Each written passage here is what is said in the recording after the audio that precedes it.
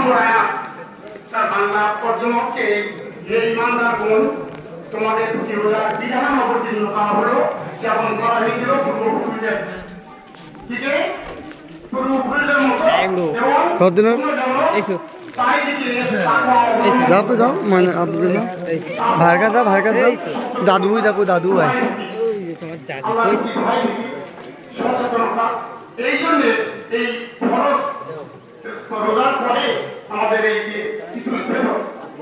আজকে 30টা দিন আমরা রোজা রেখে ঈদের মাঠে চলে যাচ্ছি।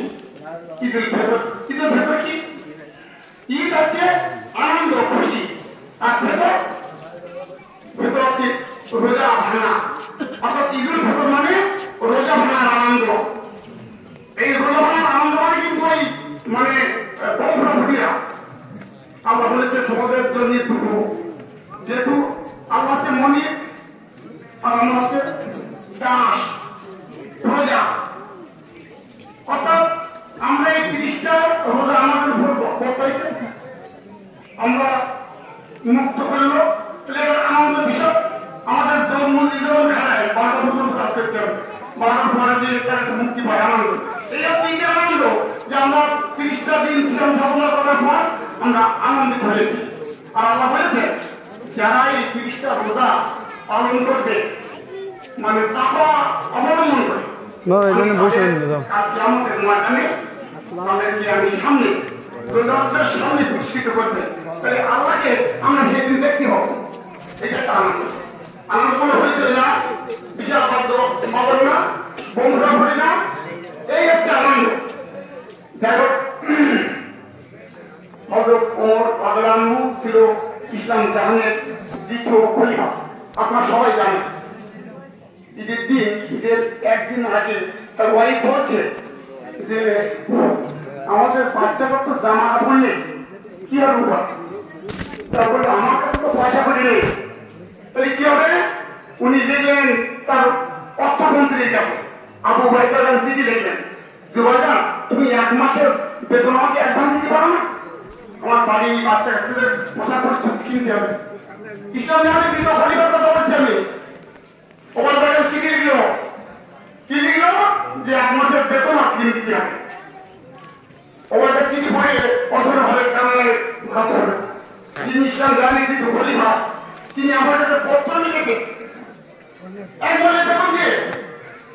সেই চিঠির পিছনে লিখলেন যে আমি বেতন দেবো মাত্র শর্তে, আপনি আগামী 1 মাস পর্যন্ত বেঁচে থাকবেন কিনা।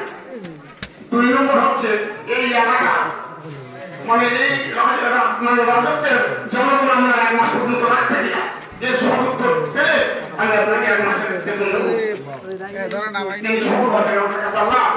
তুমি আমার অর্থমন্ত্রীকে উপযুক্ত মন্ত্রী বলে দাঁড়াও, আমার ছবি নাই, দাঁড়াও দাঁড়াও। একজন প্রেসিডেন্ট সে বেতন পাবে কিন্তু মানে নিয়মতান্ত্রিক ভাবে এগিয়ে গেছেন 1 মাসের বেতন পাওয়ার জন্য। আমি বলবো আজ ঈদের নামাজ আমাদের সকল দিকে বন্ধ করে ঐক্যের মাধ্যমে আমাদের কাজ করতে হবে। আমাদের মনের মধ্যে কোনো দ্বিধা দ্বন্দ্ব হিংসা বিদ্বেষ রাখা যাবে না। যাই হোক, আমার সংক্ষিপ্ত আমি এই মসজিদের কিছু উন্নয়নমূলক কাজের কথা বলে সম্ভাব্য উন্নয়নমূলক কাজের কথা বলে আমি শেষ করবো। আমি বেশি এগিয়ে যাব না। আমরা এই পর্যন্ত 2023 সালে আমাদের আয়ের বাজেট ছিল 3,03,111 টাকা। সেটা আমরা ডাইভার্সিটি বিভিন্ন ভাবে এই ইমাম মুয়াজ্জিনের বেতন দিয়েছি প্রায় 88,000 টাকা বিভিন্ন ভাবে খরচ করেছি। কি করেছি সেগুলো আপনারা একটু শুনবেন। মসজিদের উন্নয়ন বিষয়ে কিছু কথা আমরা 2023 সালে দেখছিলাম। আমি সভাপতি হিসাবে এখানে আসছিলাম। আমার কমিটি নিয়ে আমি কি কাজ করেছি? মসজিদের জনগণ বাইরের দেওয়ালে টাইলস দিয়ে আবৃত্তি করা হয়েছে। মসজিদের বাইরে অংশে রং দিয়ে সৌন্দর্য বাড়ানো হয়েছে। মসজিদের মসজিদের ভিতরে লোনা ভাড়া ধরিয়ে প্লাস্টার করা হয়েছে। মসজিদের বারান্দায় টাইলস বসানো হয়েছে। মসজিদ থেকে গোরস্থান অভিমুখে ঢালাই রাস্তা করা হয়েছে, টয়লেট দেওয়ার যোগ্য করা হয়েছে, যেটা বহুদিন অকেজ ছিল। টয়লেটটা মাইক সেট সহ বিভিন্ন সরঞ্জাম করা হয়েছে। নিচে জানালার নিচে অংশ সামান্য কেটে টাইলস বসানো হয়েছে। ছাদে নতুন করে পানি পড়ার পাইপ বসানো হয়েছে, যেগুলো ওখানে আছে। মাইক, সাউন্ড, মোটর এবং উপরের শীতকে নিরাপত্তার জন্য প্রার্থীদের দরজা বসানোর ব্যবস্থা করা হয়েছে।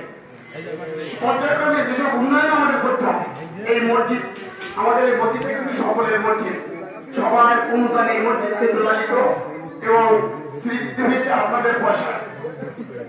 1 নম্বর হচ্ছে উপরতলায় মেঝে টাইলস